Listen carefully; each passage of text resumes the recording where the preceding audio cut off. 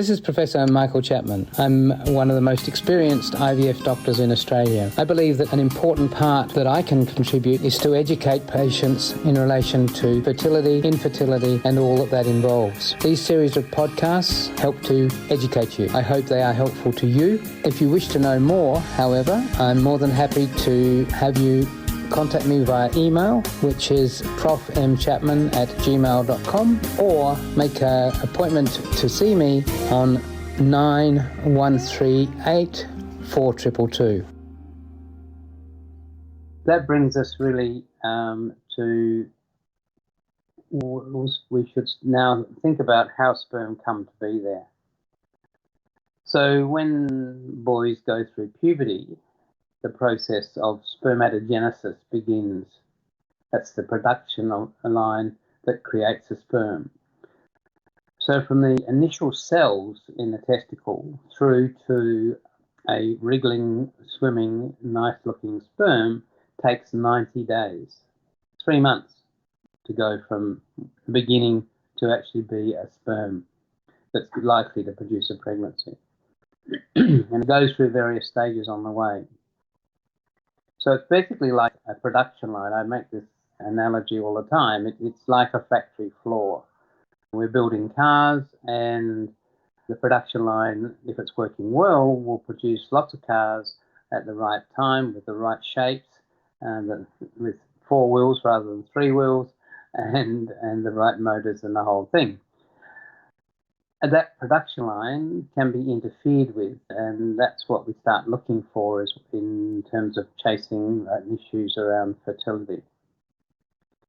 That production line is actually overseen by the brain.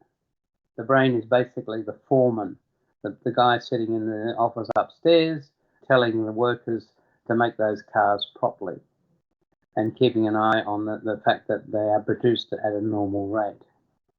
So finding out what the foreman's doing is part of the investigations that we do, and it is a vital part of the total process of producing sperm.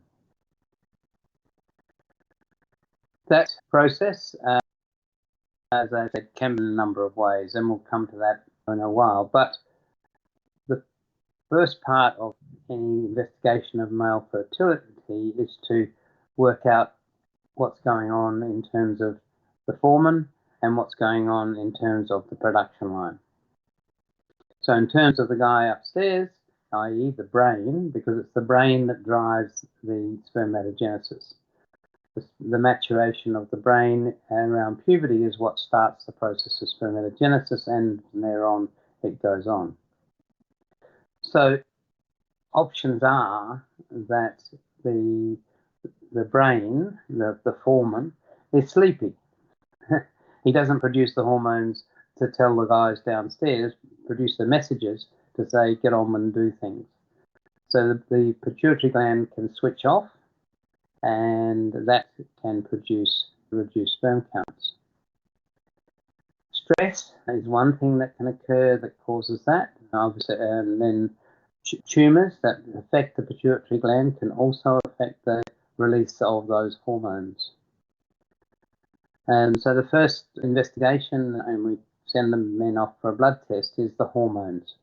So the 2 hormones that are important are called LH, and the other one's called FSH. And they're the same hormones that in the female drive ovulation. So we get those measurements back, and they can be in 3 categories. As I said, the sleepy foreman, the levels will be low, maybe below the normal range or at the very low end of the normal range of those hormones. And that tells us that something's going on in the pituitary to not release the hormones at the right level. Things that can suppress that, and it's sad to say that one of the more common things, particularly in men under the age of 30 who turn up with their partner with trouble getting pregnant, is when I ask the question, have you been to the gym recently? And if you were at the gym, did they give you any supplements?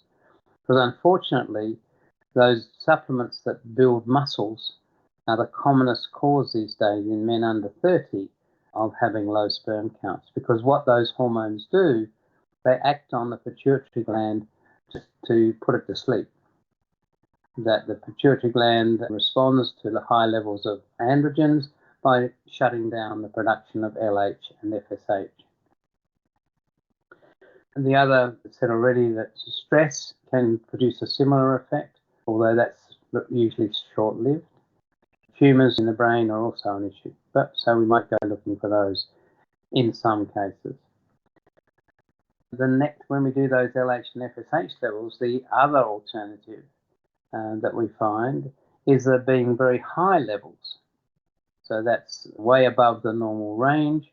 These levels are high. Why are they high? Well, it's because the production line is actually faulty. That the testicle is not producing sperm because the production line is faulty. And you can imagine that in a factory that's building cars, and the cars are not coming out in reasonable numbers, they're not being built in the same sort of way, who gets angry?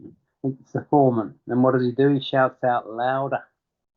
And the way he shouts out louder in the brain is to push those hormones higher and higher in the hope that that will make the production line work better.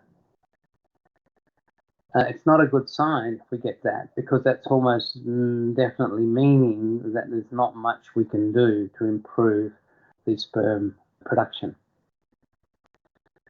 In relation to the low levels that we saw before, there are some things we can do, and we'll talk about treatments later. There's also men that have normal levels of the LH and FSH, and they almost certainly will recover spontaneously, although they also may need some medical treatment. So that's the first investigation.